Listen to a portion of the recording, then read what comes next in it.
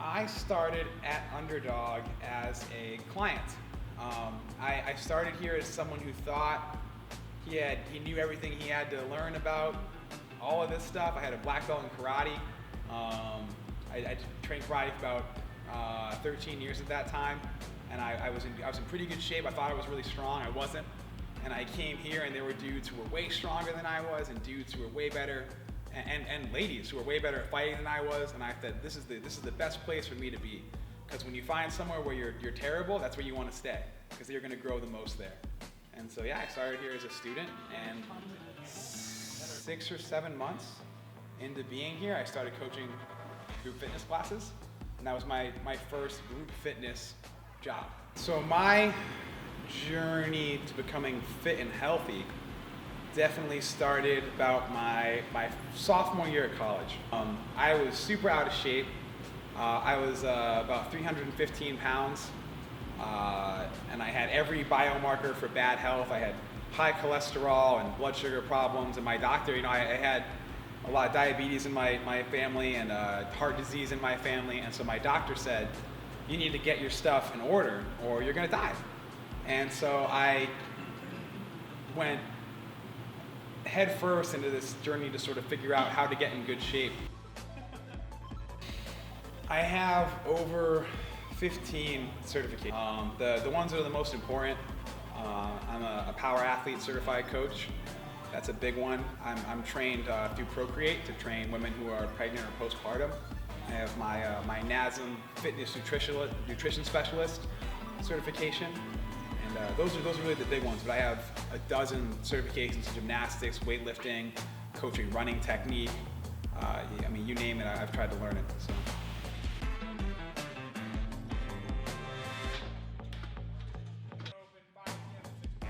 Well, I started at Underdog. That was my first coaching job here, and then I worked in Cromwell Public Schools for a while. I taught gym classes there with kids. I worked with the football team and the girls softball team, and that sort of expanded my repertoire. Martial arts is a highly skill-oriented sport. Being the better, more skilled combatant is hugely desirable.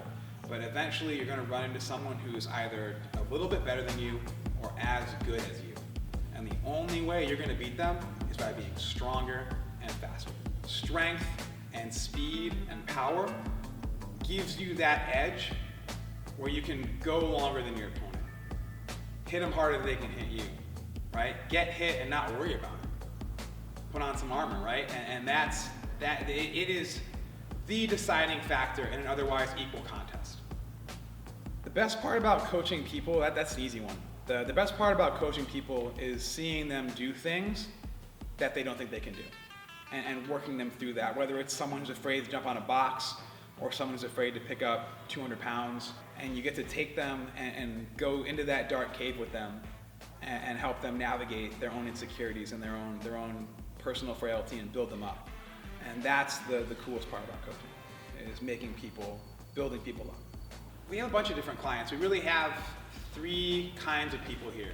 We have some folks who are just looking to get in better shape, to be healthy for their life, to stave off the nursing home, to be in good shape for their health. We have folks here, and so the thing about those folks is they can do almost anything I program, and as long as we're doing it well, they'll be successful. So the 2 kinds of people I really look at here, we have a lot of folks here who are military, police, fire, first responders, and they need to be in shape to do their jobs well, and their life might be on the line. And then we have folks here who are trained to be either recreationally or professionally competitive martial artists. And so their training matters, because they have to go perform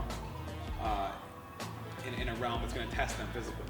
So the goal really for me is to make sure those 2 groups are having their needs met. And the group that just wants to get fit, who doesn't want to be in the same shape as these badass martial artists and these people saving lives, these heroes, right? Everyone wants to be like that.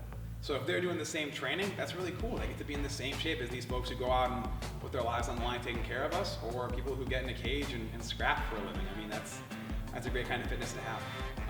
And and we combine elements of classical strength and conditioning with sort of bodybuilding, with athletic development, and sort of try to turn people into the best athletes they can be. And I want to make strong, fast, tougher people.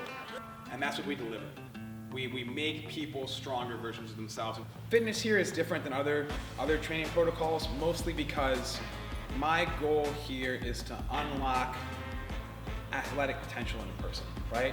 I think every person who I train here, I want them to have their own goals and have their own visions for what they want to do, but I want them to have something that they're training for, right? Whether it's kayaking or kickboxing or jiu-jitsu or running, like have something that you want to get in shape for, and then we can optimize you for that thing. And that way what you're doing here makes what you're doing out there more fun. That's what gets rid of this idea. People get in shape or they're training and they're, oh man, like this is such a drag, But if you're training and doing something athletic, then all of a sudden you're like, man, we had a really tough workout the other day, but man, my kicks feel really strong. Or that run felt really easy. Everything we do is under the lens of how do I best pull out your potential as an athlete.